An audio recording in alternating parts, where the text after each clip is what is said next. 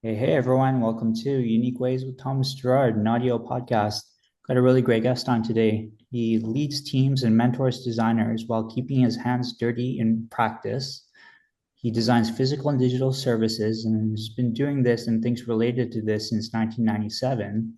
He specializes in service design, behavioral design, and interaction design, all for increasingly complex service and product platforms. And he's the co-author of Orchestrating Experiences from Rosenfeld Media. Please join me in welcoming Chris Risdon. Welcome. Hey, thanks for having me. I appreciate it. Are you ready for 20 questions? What if I said no? No, I am. I'm looking forward to it. Great. Question one, tell me a little bit more about yourself. What do you do? Well, a little bit of like you described. Specifically, my days are spent as a designer for AI experiences at eBay. So designing for agentive and Gen AI experiences, particularly for through a kind of a re-commerce lens, because AI has got this marketplace of a lot of pre-loved and pre-owned goods. And so we think about how AI can impact that both by making things easier, being agentive, but then also by kind of bolstering our, I guess, that sense of community between marketplaces, which is kind of a big piece of the eBay marketplace. And in addition to that, I occasionally teach. I'll teach interaction design and service design, and I'll write and do workshops. I've written a book, co-written a book with my co-author Patrick Quattlebaum called Orchestrating Experiences, Collaborative Design for Complexity. Um, and then after that, outside of the kind of the working life, as far as things I do, I still like to keep my fingers in um, some of my roots of like graphic design. And so I do a lot of type design and lettering and some data visualization. I like that from a storytelling standpoint. And then after that, things I do are just, I have way too many hobbies. From poorly learning new instruments to gardening to sketching and drawing. I spread myself thin, absolutely being like a jack of all trades, master of none. But I think that kind of covers the what do I do? Great. And for the audience, if you guys are interested in other cool 2025 episodes, please check out our episode with Liz Danzico. Question two, what's a key piece of knowledge that makes you different? That's a really hard question. It feels like I don't know if I'm reflective enough to like think of like what's the knowledge about myself. If I had to point to something that you I wouldn't have been able to say 10 and 15 and 20 years ago, but at my stage in my career, it is that I've I've been there, done that, or I think I've seen a little bit of everything. I've probably been I've probably worked for an equal number of startups, large enterprises, and agencies and consultancies, literally probably four or five of each. I've been quite a journey person. And and I'm kind of always amazed that, in my last job it was a startup, and now this job it's a large company, it's a large e-commerce company. Um, that a lot of the things, if you kind of five why it, like if you kind of go down a layer of something superficial and you look, are things that I've already seen at other big places, at other startups, or at other consultancies, um, literally 20 years ago.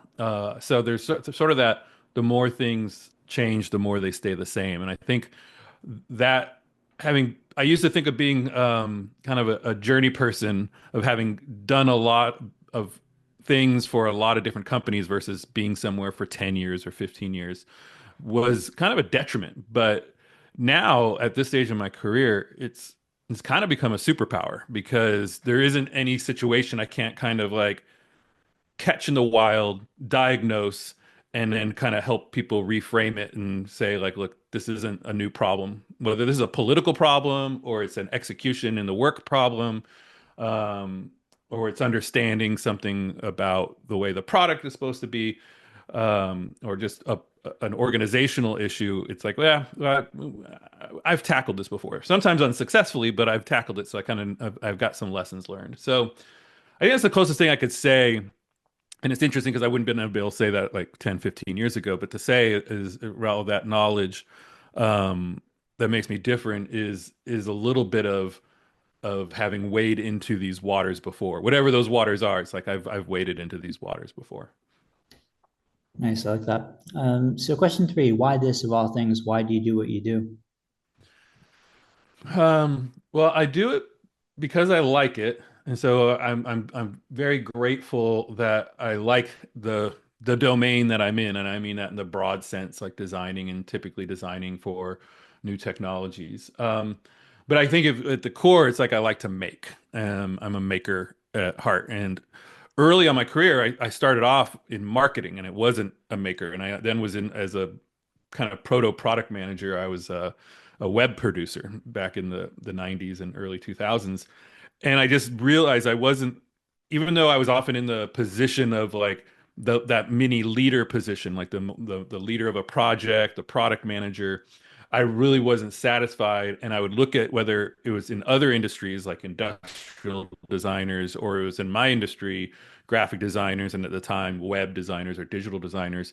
I was always kind of envious. Like there was like a little itch I wasn't getting scratched. And then I ended up going to school to build a portfolio and change that. But that was sort of the core is I could do different types of design, but I did have to feel like I was a maker. Like I think that was the itch. And then if you couple that with liking to solve problems, I think that's sort of the mix. I like to solve problems through sort of instantiating something that would be a hypothetical solution to it. And I think that's kind of the definition of design, but you could find that in I don't know furniture making or something as well. So I think it is that act of like making as a response to like almost like a question and then answering it through that. So why I do what I do is because I'd love to say it's more like because I see this as having like an impact in the world and everything, but it's really I like to make cool stuff. Nice. Okay, some people struggle with number four, and the question is, what does your future look like? I feel like the previous question was actually harder because it's so much like reflective of yourself. So I could have the pessimistic answer of like, let me ask me in 3 years what my future looks like. Uh, but I I tend not to, and I won't bag out of it by saying like I tend not to look too far ahead. But I remember 10, 20 years ago when I would do interviews and younger in my career and people would ask me like, well, where do you see yourself in 5 years? Like it was kind of one of those interview questions, and I never had a good answer. I was usually bullshitting something up um, because I don't know. I think it's because I've never had the self-reflective act of like contemplating like where I want to go like too far ahead. Um, and now again, I don't want to make a reoccurring theme that I'm like older in my career, but now I've found like I don't want to try to prescribe where I should be by thinking about that. I can like look at characteristics, like I want to still be thriving with my family and I still want to be making cool shit. But so I think that's sort of where I see the future is making sure in what way can I have an impact that we do feel like we can thrive and not necessarily let some of this existential stuff um, dictate our future. Great. So five we say is unique to this show. The question is, let's talk about location. How does the notion of place play into what you do? Yeah, I like this question particularly. I like this question. This is good. And there's a couple ways to answer it. One is I do think there's sort of the internal like place to you as an individual person, and then there's sort of like what meaning does it have, sort of like in my work or my approach to things. And I think place shapes a lot of your perspective. I grew up. I'm in Austin, Texas now, and I grew up in Seattle, Washington until I was about 30. And then I've lived in a bunch of different places, um, London, Savannah, Georgia, Brooklyn, Atlanta, San Francisco, and Oakland, and Austin.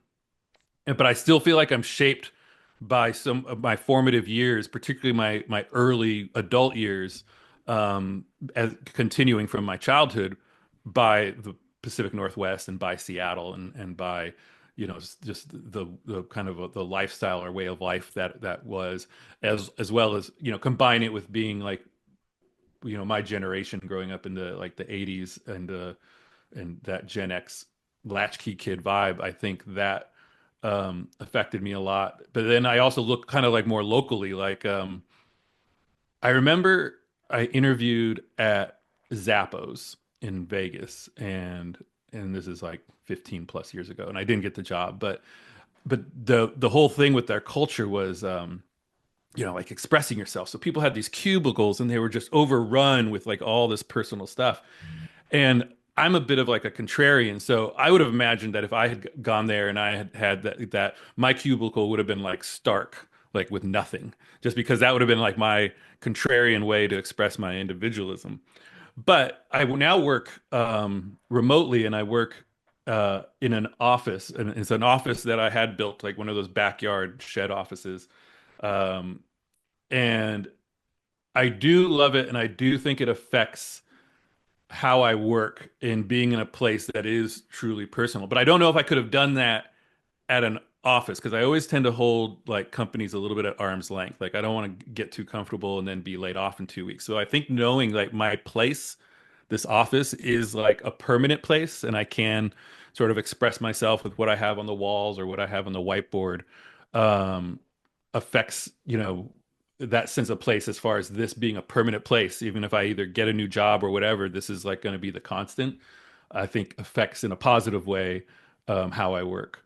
Um, but then if I think about place in terms of my work, I sort of translate that into context, and I think that's place is really important because it's such a strong contextual element throughout my career, and now I do a lot of service design and services and systems. That context is important. That kind of blown out empathy map of like what are people seeing, what are people hearing, what are they touching and all that. And that contextual place is half the battle of understanding that in a moment for a person to design, say, interactions that'll be successful for them, whether that's a moment that's a physical analog moment or if it's a digital moment. Understanding context, and that's sort of how I translate place in that context, I think is half the battle of designing something successfully for someone to experience. Great. So six, you're starting from the beginning. What advice do you give your former younger self? Oh man. I would say patience. I would say, and I bet, and I'm sure that's like a pretty common advice for someone that's probably that someone gives to themselves if they're like over 40 years old is like looking at like how fast you felt things should go as far as getting to a certain thing, whether that's a career plateau or an impact of what you'll have done. I've had such a circuitous route of different career junctures, and it kind of almost goes back to the whole future thing because whenever I have imagined the future, it's never what I actually expected. And so I think the advice of my former self might be like, don't look too far into the future in a way that you feel like that's what you're prescribing for yourself or what you're banking on doing because things change fast, circumstances change fast, goals change fast. So in a way, don't. It's one thing to like have goals, but like don't lock into that a future must be like this and it must be like this sooner rather than later. So I think I would translate that into having patience and letting things either play out naturally or come to you naturally versus trying to sort of force things. Great. And seven, what's a day in your life like? It's probably pretty routine for anyone in my line of work as a designer. I work with a number of my like teammates and partners are a lot of them are in Europe, so I do a bunch of early calls. This actually works out well compared to some of the past experiences. I think it's a lot of designers I think struggle with that idea of like carving out the time to actually do the work. And so because of like calls and meetings and things that feel like overhead to actually sitting down and spending 2 or 3 hours, digging into a problem, designing something out. And right now, because a lot of my partners are in Europe, so I do morning calls, which is their afternoon. There's sort of these golden hours. I tend to then those calls start to trickle away at like noon and 1 p.m. So all of a sudden, I actually have bigger chunks of time to actually do design work. And unlike others where it's sort of a smattering throughout the day, morning stuff, midday stuff, afternoon stuff. But my day looks like that. I do a lot of Zoom calls in the morning, and then there's usually a couple of extra calls in the afternoon, but then I tend to do a lot of my design work, and it's typical digital product design work. So I'm either in like a virtual whiteboard, post-it noting, or I'm kind of real or virtual sketching, or I'm actually in Figma and designing the actual experiences and the interfaces. And then because I work from home, I can sort of take a day that might go like from 8 to 6, but I can break it up. So I can do a little something with my kid, or I can literally, because I'm a couple steps away, I can go and do something in my yard if I want to do that. So so my day does get broken up a little bit. I leverage that where I'll still do the 8 plus hours of productivity, but I'll spread it over 10 or 11 hours. And I really like that. But that's about it. It's pretty standard in that way. Great. So eight is about lifelong learning. It's a popular topic. How do you stay up to date? Yeah, obviously there's ways of, keeping up on blogs and talks and people's perspectives but what I have found the best way I feel like I'm up to date on what's important is through teaching and through when I get to do talks and workshops because I can learn about like, the latest trends or the latest technologies or the things that are emerging. But what I really can stay up that is if you're fortunate enough to kind of give back to the community in some sort of knowledge sharing way, like being able to do talks and workshops. Um, you get to hear so much from the people like after the talks or during and after workshops about what their environment's like.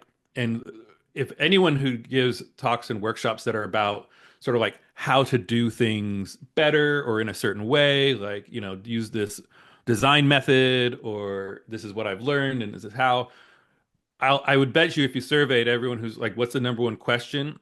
It's going to be some variation of like, how do I do this where I'm at? Like, how do I do this based on these constraints, like because of these politics or because of this budget? How do I make this happen in my org? And hearing then you unpack that and hearing that, I feel like keeps me up to date on like, what are the current challenges that people are facing, whether it's existential of like my role in my career and I want to be doing things like this, but I'm doing it like that, or how to do things better and execute and ship or deliver something better. That to me is the thing to stay up on. What are the challenges people are facing like today? And today you could easily say it's like the threat of AI as much as it could be the benefit of AI. But so I do the typical things. I'll stay up on things through like the typical means of reading blog posts and books and things that are emerging but where I feel like I have my finger on the pulse is when I actually get to engage with people at different organizations and then find the patterns that are happening now about the challenges they're facing and doing the stuff with all the new things that are happening. I think that's one of the main ways I feel like I'm staying on top of things. Great. So nine is about tools. Do you use both digital and analog tools? Yes, so I'm still a dyed-in-the-wool sketcher. I still will work out, say, like flow problems or interface problems, pen to paper, and I'll still sometimes just jump to digital, and I make ample use of my whiteboard as well to do that. So I'm still fairly, and I've got a bunch of post-it notes around my my desk, and so I'm still like a hybrid. I'm not a pure digital person, but I'm working in the virtual whiteboards and the digital tools like Figma, and obviously using AI tools now more than ever. Uh, I've always been drawn to, and one of the reasons I'm drawn to AI, to things that are like about technology, because that sort of like, will it strip away or will it augment like the humanity of things, is a problematic area. I almost like it because it's a problematic area. And so I've always kept my hands in both. Like I still like to do the analog, but I've always been an embracer of technology for my own knowledge of understanding both the benefits and the perils of it. And so I am a fairly big technology adopter, even though I keep my foot in the analog adopter, because of that, because I actually want to know from the front lines, like what's this shit all about, and is there anything I can do to make sure the story is a good story. Great. Halfway number 10. How do you deal with work life or life work balance? Um, Yeah, I don't know if I ever had a strategy for that. I think there have been times when the that quote unquote balance is more balanced, is more like in harmony. And there are times when it hasn't, but we've kind of, like my family, like we've kind of agreed that this is going to be okay. So I think for me, relative to my work-life balance in terms of my work and then my family life, it's a whole different thing. Like if if you're single, then, but I have a kid, I'm married, and thinking about that life, uh, there have been times when there's been more travel. I was traveling like once a month, and there were longer hours.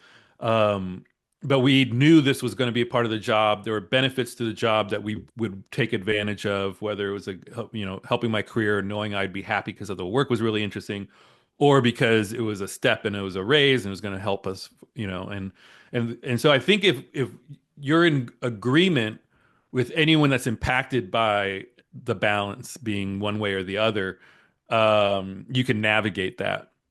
And then the other thing I would say is, whenever I have had that imbalance, I've always known that it was going to have a expiration date, a time cap. Like I wasn't going to do a job that required me to, uh, travel once a month for, 5 or 6 years. But, for a year or two, at least, in that role, I could stay at the company. I was going to like, yeah, we see the benefits of doing this and we're in alignment or in agreement on that. And I think that's good. Otherwise, you know, I only kind of feel like it gets out of whack in spikes. Like I'm pretty good at managing that. It's like, oh, okay, we're shipping a big product and it's all hands on deck. So the next 3 or 4 weeks are going to be kind of crazy. I let my family know that they're fine with that. But then I'll go 3, 4 months and it's like pretty steady Eddie and it's pretty routine. So now I'm in a space where I just have to, have like a forecast of when things might feel like they are a little out of balance, and make sure kind of we're all in alignment on what that looks like. Great. So 11. If you weren't doing what you do now, what might you be doing? If I wasn't doing what I was doing now, I think I'd still be making. I think kind of to my prior answer, and I don't know what I would be making. Like I don't know what it would be, but I feel like that would be the thing. If it wasn't sort of design, it would be, and again, whether it's carpentry or industrial design, I wouldn't know, but I feel like it would probably be making. Um, if there are things I think it would be cool that if I had to start over, I would do it. I think urban planning is like a really interesting thing, and I'm always kind of reading up on it, and I always kind of would imagine what it would be like to do both the sexy and unsexy parts of what that means. And then the other thing I'll watch documentaries that are on archaeology, and I don't think I would have the patience for it, but sometimes I like to imagine that I would be. I really am fascinated by it. So I imagine like, well, if I wasn't doing this, wouldn't it be cool to be an archaeologist, and the stories that you uncover, I think would be really interesting. Great. And what would you not like to do with your career? Not do. I think just get too stagnant. I mean, it's kind of one of the reasons I'm at where I'm at. So I'm an individual contributor and I'm in AI. And one of the reasons I've actually been motivated AI, besides the whole like, is this good, is this bad aspect of it, is just because it's kept me interested in design. It's a new area, it's an area that I have to think through versus sort of pulling out the same kind of toolbox that I pulled out 10 years ago and 15 years ago and just knowing things better. It's like, how do I stay challenged? So, and then I'm an individual contributor, but I've been in leadership and management positions, and I just really want to get my hands dirty. And so what I like not to do is to get stagnant or stale probably the simplest way I can think about it, where I know I'm just punching a clock because I've done it long enough that I know how to like show up and solve problems and get things done. Um, but then I'd probably feel like I was rotting on the vine as well, like a little bit of my soul would be going. So not doing is not challenging my like I gotta make sure I'm always challenging myself. And I've had a window here and there where I've gone like a year or two where I sort of realized like, oh, I've gotten into like a real comfortable position and I could keep doing that for another 10 years and work just fine. But I'd also probably realize I was a little bored and not scratching that itch. So I think not doing is not finding ways to stay challenged. Great. And do you have a favorite word, quote, or sentence? Um, you know, I want to say something from Carl Sagan. He was a famous cosmologist. He was kind of like yesteryear's Neil deGrasse Tyson, and sort of being um, this scientist that communicated really well about stuff. And he's had these great philosophical things on humanity, and but I think the quote that I most easily can like reference off the top of my head is one that I saw. Patrick Quattlebaum, my co-author on the book I wrote, he used it in a workshop or a talk, and it was by this poet named Muriel Rukeyser, I think is how you say it. I wasn't aware of her, and I'm not a fan, but used this quote that I really liked, and it was the universe is made of stories, not atoms. And I think I said that right. I don't know if that was verbatim. The universe is made of stories, not atoms. And I really liked that quote because it sort of made up like, okay, there is this material world what we live in, but really our like understanding or connection to it is going to be made up of like the stories that happen inside of this material. And I think that is something that would have been like a philosophical point of view that Carl Sagan, who I was just mentioning, would have had, right? Because he talks about all the material world. He's always talking about atoms and carbon and all this stuff, but he tends to put it into like how that has like defined and shaped humanity from like a story of us in the cosmos. And I'm kind of rambling and pontificating on it, but I feel like they both kind of like what he often has said in that quote from the poet, I feel like, philosophically resonates with me in terms of how I kind of look at things in not just my work, but in life. Great. And how about a least favorite word, quote, or sentence? Oh man. That's a tough one. I mean, I can just tell you right now, words like authoritarianism are like some of my least favorite words right now that I'm hearing too much, and so that's probably as close as I can get. You're choosing one word to describe yourself. What word do you choose? Oh, I kind of want to say curious, but if I'm being like more truthful, if I had to pick one word, it's skeptical.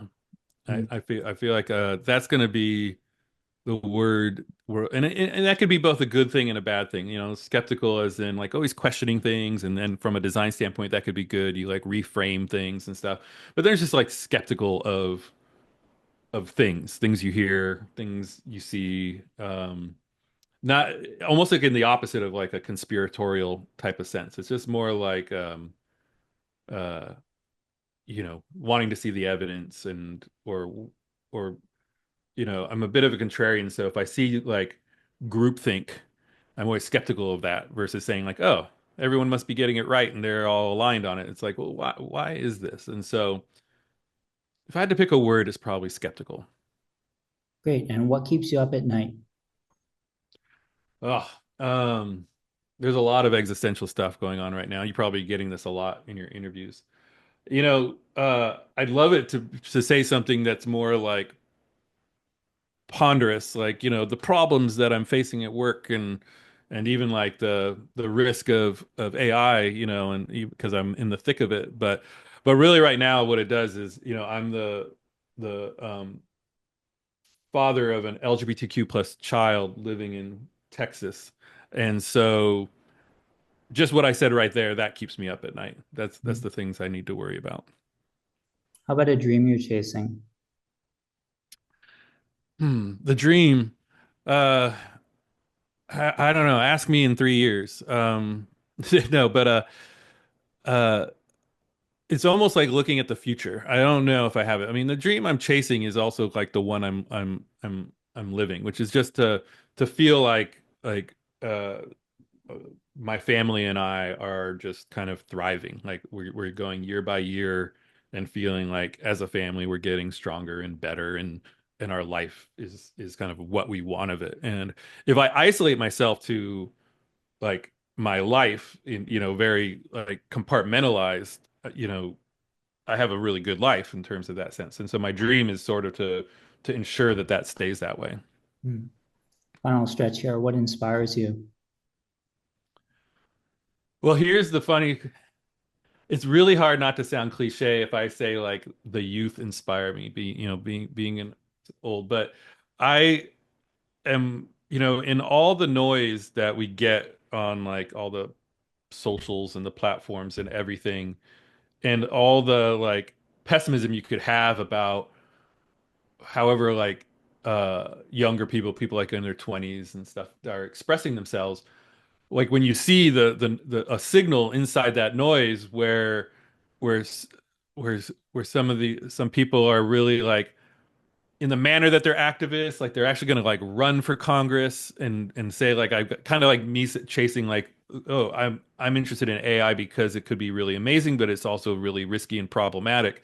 It's like I think anyone who aspires in the most genuine way of public service to be a politician, I'm like, yeah, I don't know why you would want to do that, but I'm kind of glad somebody does, somebody young does. And so I do think like it sounds kind of corny to say the youth, but I do think when I see the signal inside the noise that, some people are doing something that they know is like might not change the world in the sense of like I'm changing the world like in a big way, but it's like I just want to find one small way to think like I'm making like my little dent.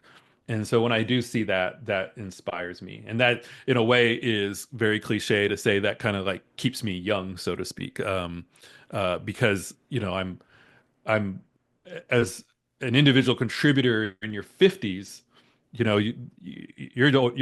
the oldest person in the room now. It might not be that way if I had chose purpose and I purposely avoided it to chose to be like an executive or a VP eventually.